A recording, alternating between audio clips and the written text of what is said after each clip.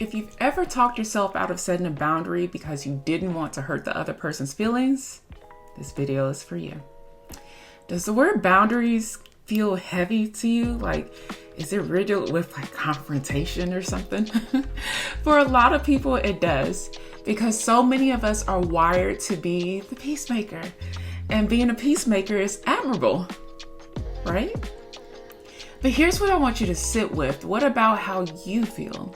What about the reasons that brought you to the point of needing a boundary in the first place?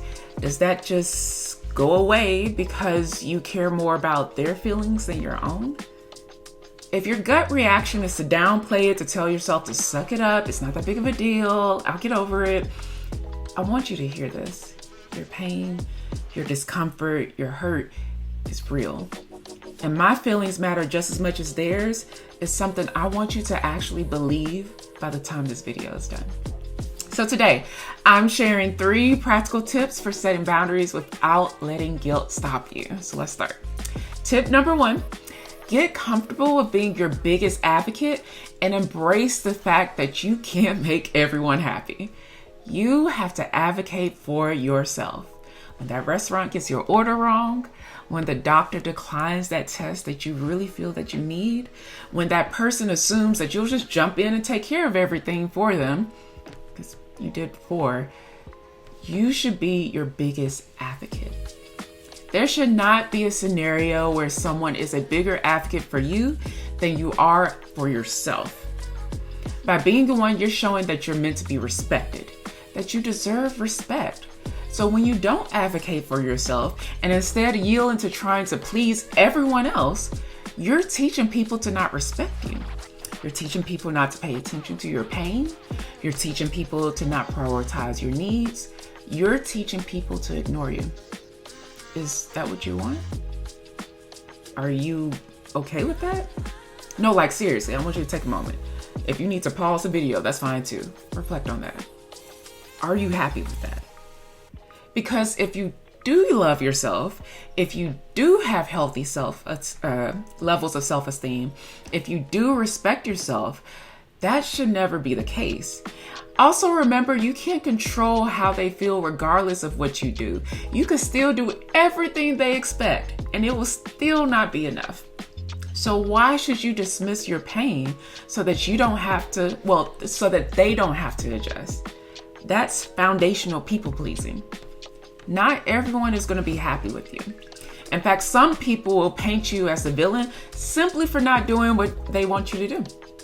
And you have to get comfortable accepting that you can't control the narrative that they tell themselves about you. Because if you don't, you're going to be in this prison of trying to please them, prioritizing everything they need and nothing of what you need. And what a miserable life that has to be. Don't choose that for yourself. I want you to want better for yourself. Okay. Tip number 2, have empathy. Don't swing to the opposite extreme. I felt a need in this video to highlight how sometimes people can take this advice a bit too far. The use of something can be healthy, but overuse of anything can still be toxic.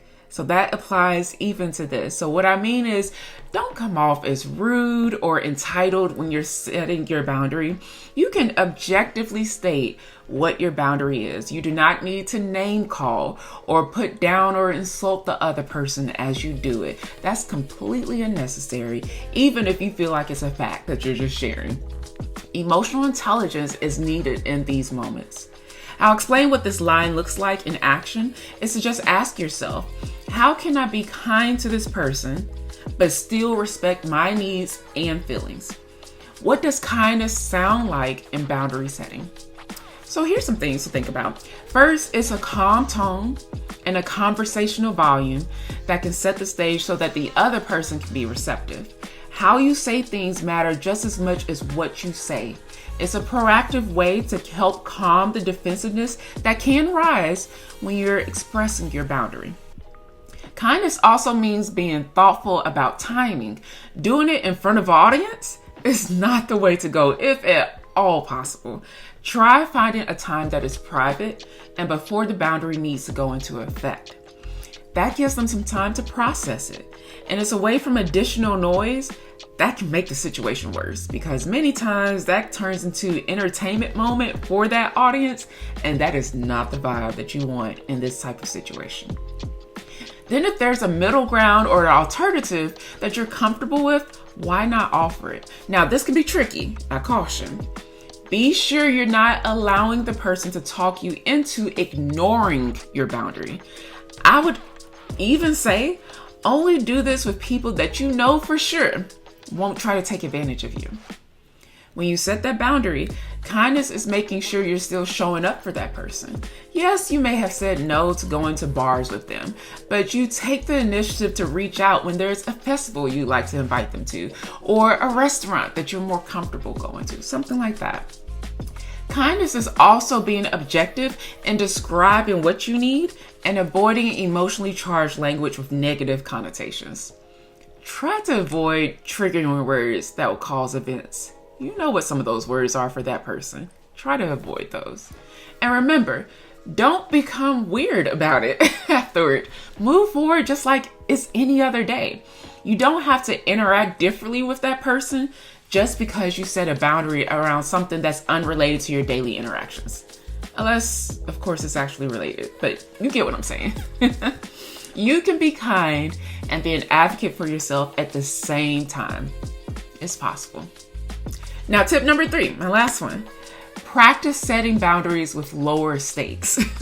Boundary setting is a skill, and just like every other skill that you learn, you will need to practice it. So I suggest starting off on easy mode. Find a low touch, easy situation that isn't emotionally charged to start working on setting boundaries. Get comfortable doing that before you move on to a more difficult situation.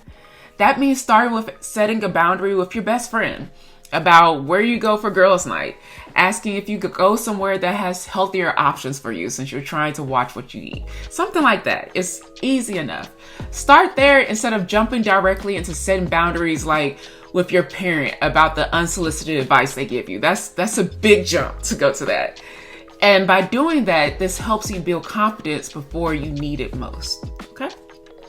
There are also related skills that can help ease your way into these conversations.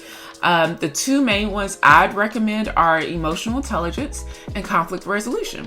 You can't go wrong working on those skills in those areas, especially when it comes to boundary conversations. It will make it so much easier. So I hope those 3 tips are helpful as you prep yourself to set boundaries with others. Remember that being assertive about what you need is confidence in action. You can deliver confidence and self-esteem in a kind way. It may take some practice. That's okay, because you're human. It may take some practice. But before you know it, it will become second nature. So what is a boundary that you've been putting off setting for yourself lately? Ask yourself, what is that? Is it related to people pleasing at all? Because if so, that's all the more reason it's time to prioritize that conversation, friend. Your feelings matter just as much as theirs. So I want you to act like it. Have the conversation. Now, I know this can be challenging, especially if you've built a habit over the years of not doing this. I understand it can be scary and uncomfortable, but in building any skill, there will be phases of uneasiness. Embrace it, okay? Knowing that this will help you break your people-pleasing habits and honor what you need. Advocating for yourself is you expressing the love and appreciation you have for yourself as a human being. You're worth doing that for. So please, believe that for yourself. Now let that speak, friend. I'll see you next time.